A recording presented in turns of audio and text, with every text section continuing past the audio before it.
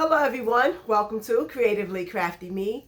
I am Charlena and today I want to show y'all my completed project for the Mystery Yarn Challenge 424.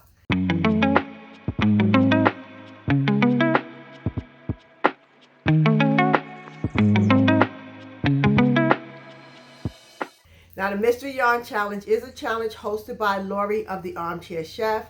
I will leave her a link to her channel and a link to the playlist for the Mystery Yarn Challenge in the description down below. That way you can go over there, check it out, and see if it's something that you are interested in and if maybe you want to come and play along. Okay, so firstly, before I actually show you my completed project, I'm going to give you a quick recap of the yarns that I received.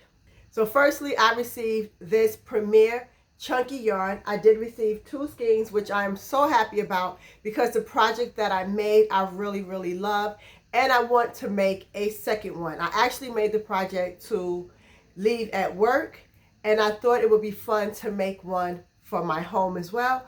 So I'm excited that I have a second skein of this yarn to use. And also the colorway of this yarn is Forest. And that is actually kind of what inspired the project that I decided to make, because it had me thinking of leaves and trees and flowers and things of that nature. So that was my inspiration for my project. And then I also received this yarn here. And as you can see, the project I made is not that big because I still have quite a bit of yarn left. But I also received this yarn here. I'm not sure what I did with the label for this yarn. So I will try to include a picture or at least the name and colorway of this particular yarn because I really don't even know what it is. Somehow I lost the label. So I received these 3 yarns, and then I also received this rainbow cotton yarn. So when I first got the yarns, I was a little stumped. Like, what am I going to make with this? Because I not only had different weights of yarn, because these are different weights, but I also had different types of yarn. Like this is acrylic, and this is cotton. So I was a little stumped, like, I don't know what I'm going to make. But I definitely wanted to use all 3 of these yarns in one project. So I got to thinking, and I started thinking about the colorway of the yarn, and I was like, it would be really fun to make something for my plants. So that's what I did. So I have a little plate on the inside, hold on. I made this planter cover, and I think it is so adorable. I really like it. Now, my plan is to go to Home Depot and get those little plastic like water trays to put down inside there. I've seen them come in 3 different sizes, like a small, a medium, a large. And I think the medium size would be, or at least that's what I was hoping, is that I could make it large enough that I could stick the little medium plastic tray down in the bottom to capture any water. But, you know, to capture any water that spills off the plant. But to give you an idea, I just have this little tray. I took this little tray. I have this little plate. I do like to go to like thrift stores and things of that nature and buy cute little plates. This is actually something like an idea I got from my daughter. But to buy little plates and put them under my plants, that's cute little decoration. So I want to take that little tray and stick it on the inside, because even though the opening looks small, it's yarn, so it stretches. So it does just fit in there. And let me show you how it looks. So my original thought was I wanted a planter that I can fit the tray in, but that will also come up and kind of close around the top of the plant. So I'm going to just grab a plant that I have over here. This is one of my newest little babies. It's getting so tall. It's getting taller than it was. And then I love planters. that's another reason why I thought it would be fun to crochet a planter, because I love planters. If you notice, I don't know if you've been here for a while, but I always have a lot of plants. Not always. I have a lot of plants, and I'm always buying different planters to put my plants in. So my plants are constantly moving around. But this is my newest plant.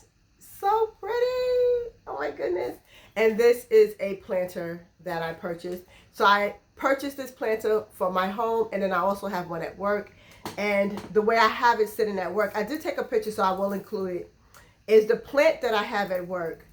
I have this planter and this planter and this planter with that plant at work sitting next to it. But I'm not going to bring that plant home from work, so you're just going to have to see a picture. But I will show you my thought process.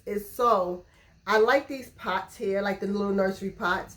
This pot, however, is a little bit bigger than the pot that I have at work.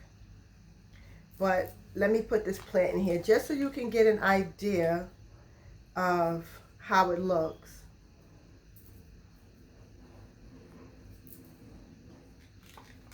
Okay, so there we go.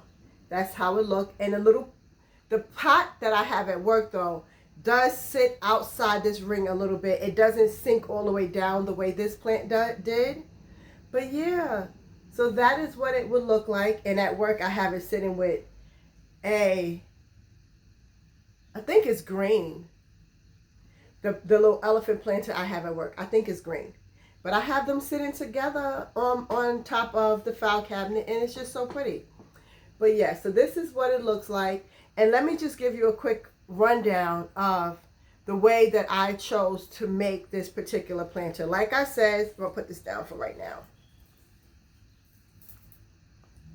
Like I said, I wanted to make sure that I can put a base in the pot, in the planter, so that it could capture any water that may drain off. And I wanted it to be wide enough for that. But like I said, I wanted it to come up and then start to cinch in and close in around the top of the pot that particular plant is in.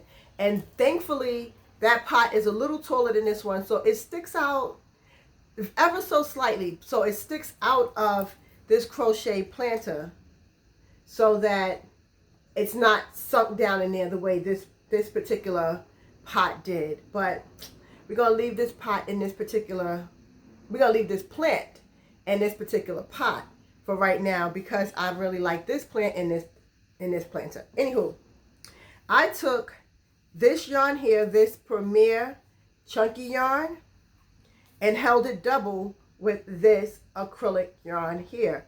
So that is how I made this pattern. So this yarn here is all the way through, and I thought it just created a nice little color scheme for the planter, and it made it nice and cohesive. Even though this is a variegated yarn, this solid yarn pretty much weaves through the whole thing. So that is it, and it's crocheted basically in half double crochets. And then as an accent, because with the mystery yarn challenge project, the goal is to use all of the yarns in one project. And I do really love that challenge. I love the challenge of taking all these yarns that I've never seen before, worked with before, all the different weights of yarn or different textures of yarn, and actually trying to figure out a project to put it in. So I had those acrylic yarns, and that is basically, so I lost my train of thought. My echo went off. They say these devices don't spy on you, but I sometimes wonder, because you don't even be talking to them, but yet they start talking to you.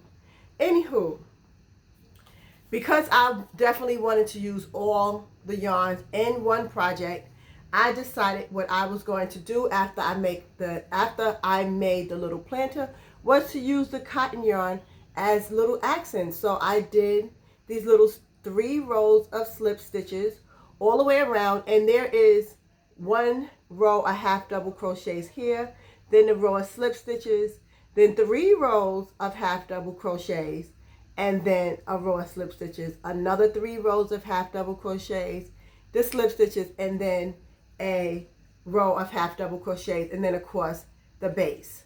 So that is my completed project for the Mystery Yarn Challenge. Like I said, I do want to make another one of these because this particular one is one that I had at work.